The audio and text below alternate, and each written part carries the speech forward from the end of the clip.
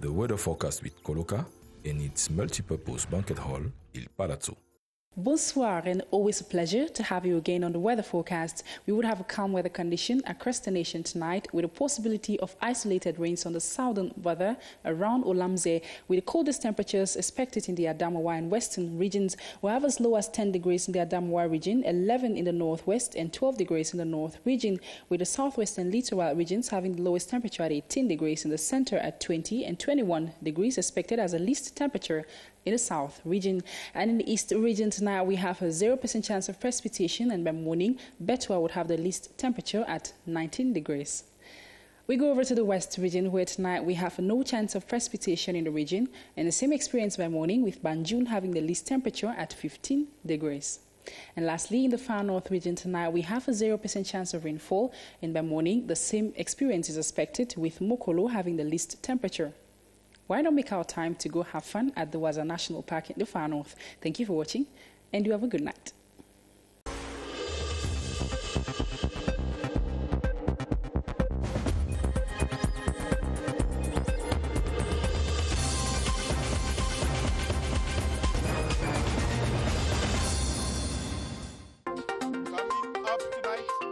Cameroonians appreciate CAF's confirmation of their country as host of the 2021 AFCON and say it is an event with an unmistakable economic potential and a boost to tourism. The hymn and mascot of the 2020 African Nations Championship have been unveiled in Yaoundé in the presence of CAF officials led by its president Ahmad Ahmad. And the Chief of Defense Staff, Lieutenant General René Claude Mecca, appreciates the populations of the southwest and northwest regions for working with defense forces to stop separatist fighters. The details now. Thanks for watching the 7:30 news on CRTV. I am Moki Edwin Kinzaka in Yaoundé. Cameroon has gained an opportunity to exhibit its legendary hospitality and soccer prowess, as it is now certain that the 2021 Africa Cup of Nations will be played in Yaoundé, Douala, Bafoussam, Limbe and Garoua. Some former Indomitable Lions and sports journalists have been reacting positively to CAF's confirmation of Cameroon as host of the continental event. Their reactions are put together in this report by Baldwin Sama. It will be Cameroon's first ever hosting of an Africa Cup of Nations with 24 teams, a competition that would rekindle old memories of the country's successful organizations of former big sports competitions. AFCON Cameroon 2021 to some former Indomitable Lions will be the opportunity to rekindle the heydays of when they defended the nation's colors abroad. This time, it will be at home. It will be a very wonderful opportunity for the players to shine in front of their own people. You know, when you win away, you feel good. But I think winning home is the best thing you can do, is the best gift you can offer to your countrymen. Sports reporters who have covered several editions of the Africa Cup of Nations believe the 2021 Africa Cup of Nations at home would boost the country's image and remains memorable in the reporter's career. Professionally speaking, it's a challenge that you have to cover this competition, which I've never covered before. You've covered a national team several times, and now it's the first time ever you're covering so many national teams in so short a period. That's the first professional challenge. As ordinary Cameroonian citizens, we have a lot to do in terms of our behavioral patterns towards strangers, in terms of how you're going to really receive them at home, and in terms of the way you treat visitors per se. It's not a time for you to want to make a fast one on visitors who are coming to town. Challenge for us, we Cameroonian journalists, because when we are abroad, when we cover sports events out of our country, we are well received by our colleagues. So we have to be prepared ourselves to welcome our brothers. The quest to succeed in 2021 can easily be felt as the entire nation looks forward to making Cameroon one of the pace setters for successful organizations. There is certainly a lot Cameroon will benefit by hosting the 2021 AFCON, from boosting tourism to infrastructure development and other businesses therewith. Opinions hold that there is a lot for the local economy. Clarice Aretakan reports that it will be an event with an unmistakable economic potential. Tourism, the sector tipped to be the biggest winner of the AFCON 2021 sporting event hosted by Cameroon. At the center of the assertion, accommodation and feeding, two indispensable and unavoidable players to face. If the activity around some of these sites in Yaoundé is any indication, then the economics of the businesses has got owners and managers doing their math. From tourism fees paid in hotels to taxes ending up in the state coffers, the benefits are obvious. I invested heavily for this event. I extended my hotel from 80 to 200 rooms. Many people will come to Cameroon for their first time and perhaps choose to stay. This is beneficial for Cameroon. Infrastructural development has been upped in readiness for the Continental Football Tournament from the 9th of January to the 6th of February 2021. Road transport is set to be considerably improved in major parts of the country. Entrance into Cameroon by air will equally come with corresponding costs. Making money from the event is at the back of many minds. For the local economy, the profits target the job market driven by SMEs harboring the thought of being more actors than spectators in order to make the most in 3 weeks, mixing sports with business. It is good news for Cameroon because the cultural visibility will be engraved on fabric to be sold on market. Very good business opportunity because visiting delegation, we all have the fabric. Many affirm there is a price to pay to achieve the economic goals during the 2021 AFCON. It starts, they insist, with training to win. The theme song and the mascot of the CHAN 2020 have been officially made public. This was in a gala night yesterday during which CAF President Ahmad Ahmad and Cameroon football officials signed the document that permits the country to host the tournament. Roman Kenyi reports.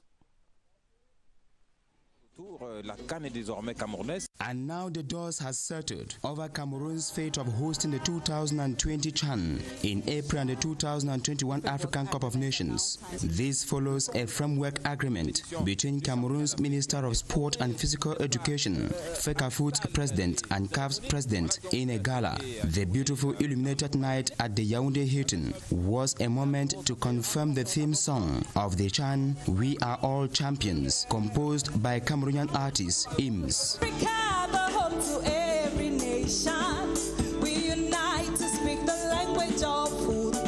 The unveiling of the new look of the official mascot, Tara, also spiced the evening. The show also paved way for CAF's president, Ahmad Ahmad, and invitees to discover the different sites that will host both tournaments. AFCON 2021 will take place from January 9 to February 6, and the draw of the CHAN 2020 will be on February 17. Ahead of that, football lovers can begin visiting the country to savor the rich touristic and cultural diversity of Cameroon. The Southwest region is also a construction site for some infrastructure to host the 2021 AFCON. The Limbe Stadium stands tall as one of the palpable benefits of the tournament. Let's have the presentation of that facility.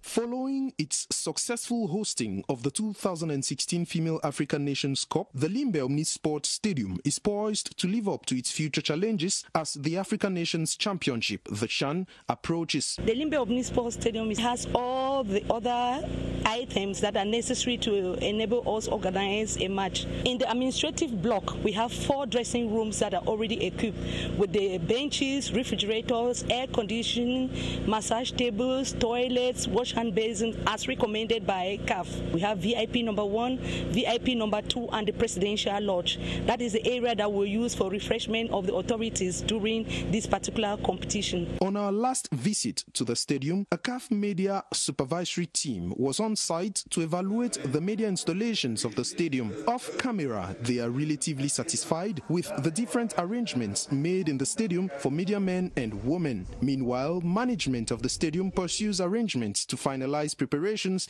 ahead of the CHAN. It was not the entire tribune that was covered. The government of Cameroon signed a contract, and as you can see, the stadium is now, the West Tribune is completely covered, and this has a capacity of about 9,000 persons. You will believe with me that it's a lot of effort that the government made to do so. The 20,000 capacity Limbe Omnisport Stadium with an over 3,000 capacity parking lot is expected to provide maximum comfort to the sports fans under maximum security conditions as it hosts the CHAN in 3 months. The list of some political parties rejected by the regional administrative courts have been rehabilitated by the administrative bench of the Supreme Court. This is the outcome of public hearings that kicked off yesterday to examine litigations from some political parties. More than 35 of the 100 petitions are still to be examined. Quinta Rita Edang reports. It was at exactly 3:34 p.m. that members of the administrative bench of the Supreme Court were ushered into the courtroom. The session began with the reading of the verdicts of some petitions examined on Wednesday, including the rehabilitation of the SDF list in Douala 1 and Batibo and the CDP list in Akwaya. Adding to that of the NUDP in Pitwa and Garoua 2, the CPDM in Kongsamba 3, and the MCNC in the Opankam, a decision welcomed by some political leaders. We stumbled on a judicial process for the list to Batibo and Douala 1. Our lawyers fought seriously for the past 3 days here in Yaoundé at the Supreme Court. I am moved by the decision. In all, 109 cases from the 10 regions of the country will be examined by the administrative bench of the Supreme Court. The first 38 cases, including that of the SDF, requesting the rehabilitation of their list in Yaoundé 5, were thrown out. So far, more than 70 appeal cases have been scrutinized, with most of them having to do with double identification, the use of fake documents, the non-payment of the required deposit, the political nomadism of some candidates without resigning from their former parties, and the dissatisfaction with the work done by Ilekam. The political parties concerned include the ruling CPDM, the SDF, the UPC, PUS, NUDP, NFC, the CPNR of Cabralibi, and others. However, the day has been gloomy for some political parties. The campaign strategy of the CPDM party for the February 9, 2022 elections has been communicated to the national and devolved delegations of the party with emphasis on appeasement, love and proximity. They had an information meeting in Yaoundé. Kilian Dandifon reports. In their numbers, these national, regional, divisional and sub-divisional delegation leaders and their rapporteurs came out of their general information meeting with clear directives on how to carry out campaigns for the February 19 elections. A campaign of love, a campaign of passion, a campaign of human integrity, a campaign of communication, a campaign of proximity, a campaign of method, and a campaign focused on results. The party will be voting for 180 members of the National Assembly and over 10,000 municipal councillors in 360 councils, a daunting task against rival parties. The CPDM will have a great competition. There will be intimidation here and there. There will be blackmail here and there. There will be unorthodox actions taking place. The CPDM is already aware and knows what to do. Apart from the general directives from the CPDM Central Committee Secretary General Jean Kwete, there were specific guidelines on communication, material and financial practical modalities given by heads of the competent subcommittees. Voters across the Northwest region have been assured of improved security measures for the smooth conduct of the February 9 municipal and parliamentary elections. The Chief of Defense Staff, Lieutenant General René Claude Meka, who was in Bamenda, called on the population to set up collaboration with defense forces for a final return to peace. Eric Langmawufo reports. Lieutenant General René Claude Mecca arrived at the Bafut Airport on board the C-130 military aircraft, accompanied by the Chief of Staff of the Infantry, Major General Baba Sule, the Chief of Staff of the Firefighting Corps, Brigadier General Muhammad Ahmed, and the Director of Central Coordination at the National Gendarmerie, Brigadier General Elokobi Danenjok. The Defense Chief of Staff drove straight to the headquarters of the 5th Joint Military Region, where he held closed-door working sessions with top defense operatives. I've come to meet my representative in the Northwest and talk about implementation of measures concerning the security of electoral process. I think everything is going on very, very well. No special problem for the moment. It is the first time the Defense Chief of Staff is coming to the Northwest following the assumption of duty of the commander of the 5th Joint Military Region, Brigadier General Carvalho, and that of the 5th Gendarmerie Region, Brigadier General Ekongwese Divine Noko. Lieutenant General René Claude Mecca paid a similar visit to the Southwest region, where he also appreciated the population for collaborating to bring peace. We have the details in this report.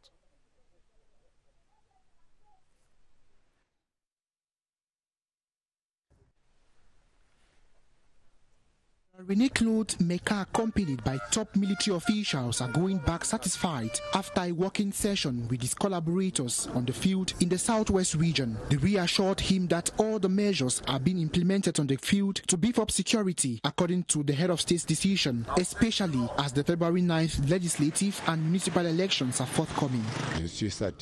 I am satisfied with the preparations, and I think that everybody is ready. There is no major problem.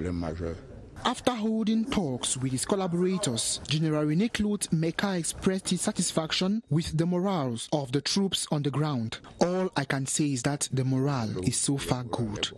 This now reassured the population of the Southwest region that they can exercise their civic duty of voting for the February 9th twin elections in Cameroon. The 2019 Global and National Human Development Reports have been launched in Yaoundé under the theme Beyond Income, Beyond Averages, Beyond Today, Inequalities of Human Development in the 21st Century. The World Report indicates that the wave of demonstrations sweeping across countries is an indication people are far from being happy. Cameroon's Minister of the Economy, Alamine Ousmane May, and a host of UN dignitaries were at the launch. Luma Slim Davis reports. The 2019 report on human development builds a new framework of analysis that considers inequalities by going beyond incomes, beyond averages, and beyond today. With an index of 0.563, we are among the category average, which is to say we still have a long way to go. Growth without good distribution and participation of the population is not sufficient. Education, health, training, and greater income generation activities for the population is certainly our target, and we have to do it quickly. In Cameroon, the modest economic growth recorded provided a slowdown effect on the overall poverty reduction. However, some households benefited, but inequalities increased. We have to look beyond income, we have to look beyond averages and really understand the quality of life of people where they live. And this is very true for Cameroon because we know that indicators and poverty indicators and education, health, any indicator, it's so different if you look at it in Douala or if you look at it in Manfé or in Amshide.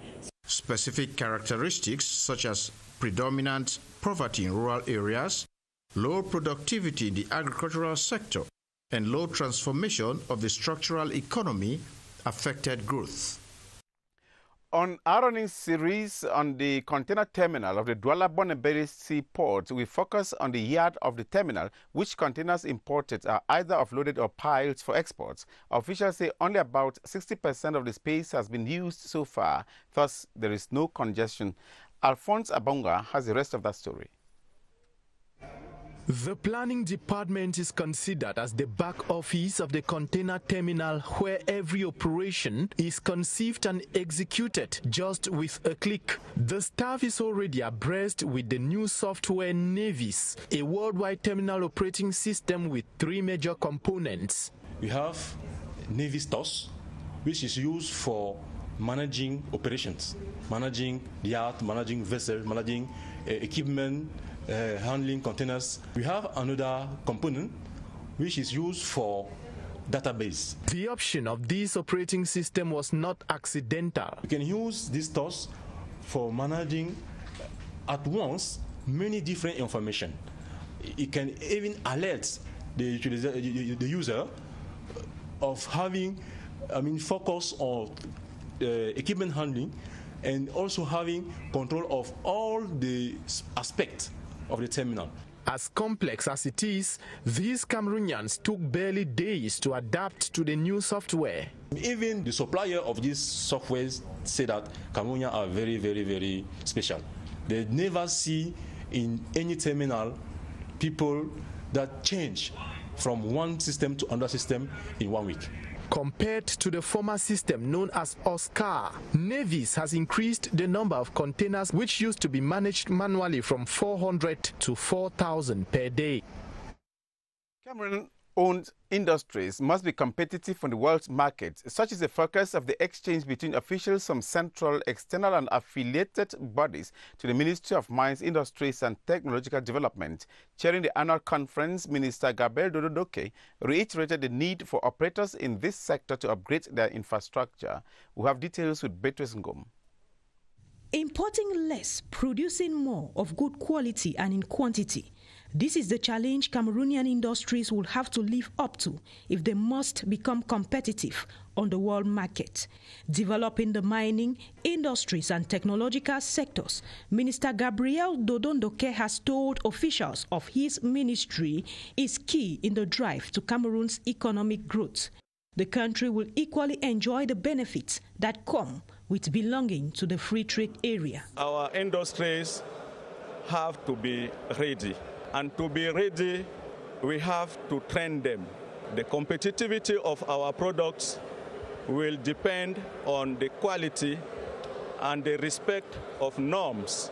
And so, officials from internal, external, and affiliate structures to the ministry have used this annual conference to evaluate their actions for the outgoing year and envisaged new orientations.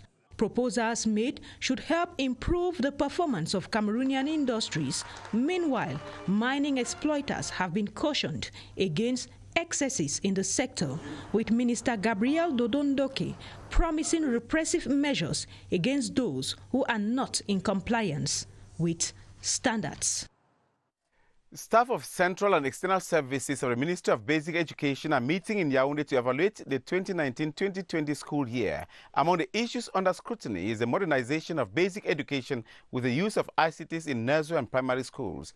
Basic Education Minister Professor Laurent Serge Tuningwa is presiding over discussions, as Rayanatu Saleh reports. The modernization of the basic education sector is already in progress, officials of the Ministry of Basic Education say. They underline that the modernization involves 3 phases, that is, ICT, infrastructural and pedagogic modernization stages. Plans, they add, are already underway to construct 4 pilot schools to experiment the system. For the ICT modernization, schools will certainly be equipped with ICT computers, and teachers be trained in ICTs and computing so that our children at the level of primary and nursery education would already be trained in this aspect. When we come to the pedagogic aspect, the curricula of our educational system is being modified. In terms of infrastructural modernization, the ministry insists those intending to open a school should have at least 2,000 square meters of land. Education is not only sitting in class and learning. The extracurricular activities that children get in school or participate in school is a huge part of their intellectual growth, and so we insist that that too be there. These issues and more were discussed during the sectoral conference of officials of central and devolved services of the Ministry of Basic Education. Craftsmen and women in the Adamawa have been enjoined to use the Ngaoundéré Handicrafts Village to improve production and make Cameroonian products more competitive. The Minister of Small and Medium-Sized Enterprises, Achille Basiliken III, was speaking as he inaugurated the structure yesterday. Amos Enonyaketagbo reports. To craftsmen and women in the Adamawa region, the completion and inauguration of the Ngaoundéré Handicrafts Village can be considered as a major breakthrough in their trade, as from now henceforth they can boast of an appropriate environment to carry out their activities.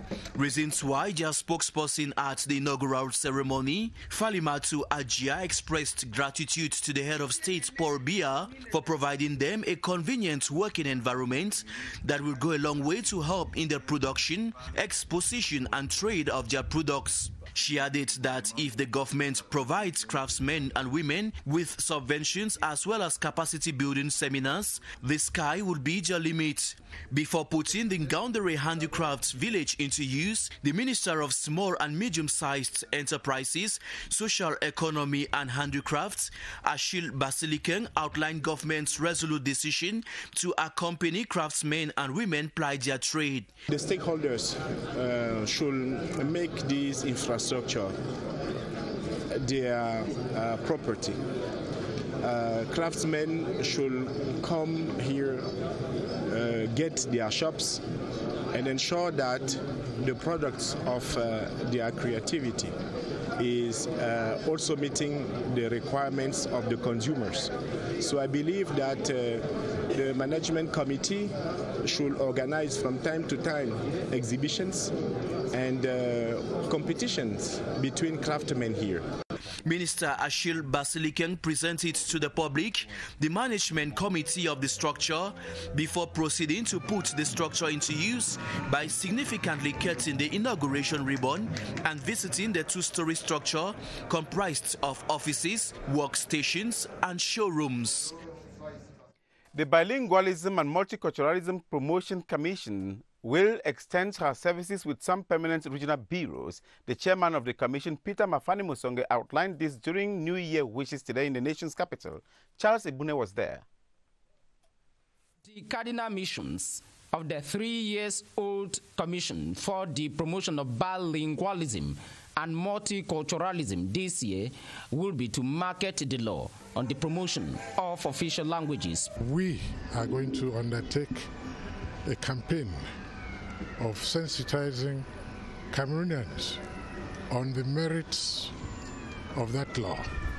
You know that English and French are the identity of Cameroon. The 15-member commission will also be tasked to continue with their previous activities. We plan to get some of our regional offices start functioning so that we'll be closer to the people. To the members of the commission, the chairman enjoined them to strengthen their ever-zeal in the multiculturalism realm. We're going to go back to the ministries, public entities, to see what they're doing with respect to bilingualism. And finally, we will continue the Meet the People's tours. Each member and associated staff of the commission wished Happy New Year to the chairman and his vice for the Cameroon we want this year and beyond. The Nigerian High Commissioner to Cameroon says her country does not need to say she is for the indivisibility of Cameroon as the country's body language says it all. Lawan Abba Gashaka was speaking in Yaoundé today following a farewell audience in the Ministry of External Relations. Charles Ibune once more. One of Cameroon's largest diaspora communities is found in Nigeria, of roughly 3 million people. And one of Nigeria's largest diaspora communities is found in Cameroon, of roughly 5 million people. A demographic element which makes Nigeria to hold the indivisibility of Cameroon so dear. Body language is what will also show a position of your country. And as far as Nigeria is concerned, we will not want to see disintegrated Cameroon. We would like to see stable and not unstable Cameroon. Almost 3 years now, the socio-political situation in the northwest and southwest regions, partly administered for about 44 years from part of what is today Nigeria, has shaped the diplomatic tenure of this Nigerian diplomat in Cameroon. Social crisis, you said, in Cameroon, I know. It is something that will come to an end sooner or later. All the ceremonial was set in the Ministry of External Relations for the farewell audience to a diplomat from one of Cameroon's strategic partners in Africa.